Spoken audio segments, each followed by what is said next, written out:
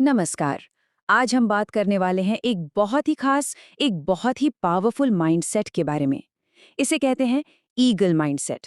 चलिए इसे और करीब से समझते हैं।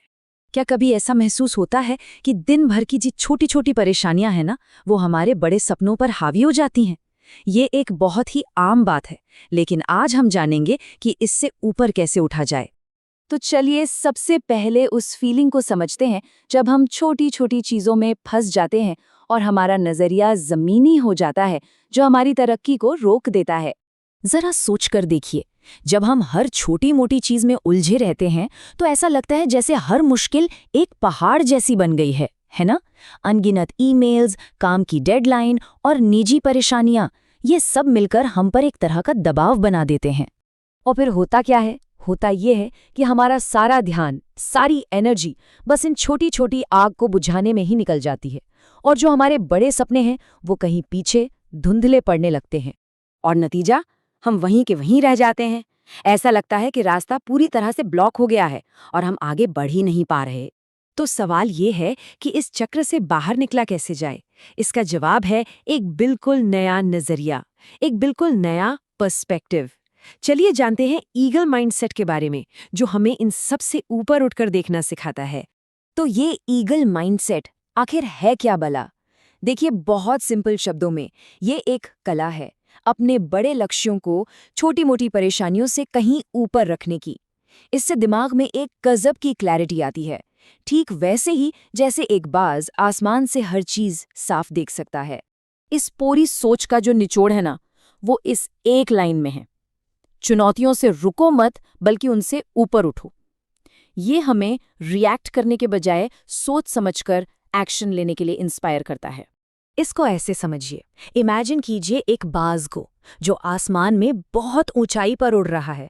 नीचे जमीन पर अरे बहुत कुछ है, झाड़ियां हैं, पत्थर हैं, लेकिन बाज का ध्यान वो सिर्फ और सिर्फ अपने लक्ष्य पर होता है। ईगल माइंडसेट हमें यही पैनी नजर रखना सिखाता है। अच्छा, सुनने में तो ये सब बहुत कमाल का लगता है ना? लेकिन असली सवाल तो ये है कि इस माइंडसेट को अपनी लाइफ में अप्लाई कैसे करें। तो चलिए इसके कुछ सिंपल स्टेप्स देखते हैं।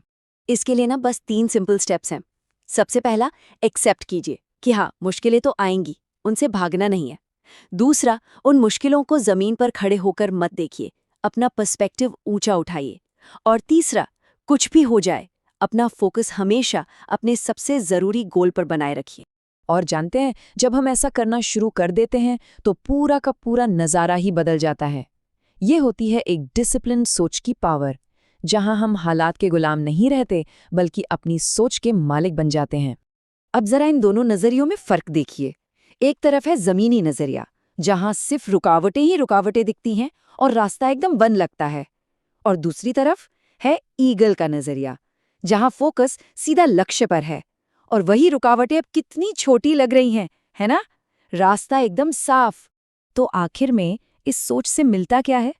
सबसे पहले तो दिमाग में जबरदस्त क्लैरिटी आती है। मुश्किलों से लड़ने की हिम्मत, मतलब रेजिलियंस, बढ़ जाती है। एक डिसिप्लिन्ड आउटलुक बनता है और सफलता का रास्ता वो एकदम क्लियर हो जाता है। तो इस पूरी बातचीत का सार क्या है? सार बस इतना सा है कि जब लक्ष्य बड़ा होता है ना, तो रास्ते में आने वाली चुनौतियां अपने आप छोटी लगने लगती हैं। वो मंजिल की दीवारें नहीं, बस सफर का एक हिस्सा बनकर रह जाती हैं। तो अब एक सवाल खुद से पूछना है, वो पहली कौन सी रुकावट है जिससे पार करके ऊपर उठा जा सकता है? वो कौन सी छोटी सी परेशानी है जिसे आज अभी नजरअंदाज करके अपने बड़े लक्ष्य की तरफ पहला कदम बढ़ाया जा सकता है? क्योंकि याद रखिए, इसी सवाल के जवाब से ही ईगल माइंडसेट की असली उड़ान शुरू होती है।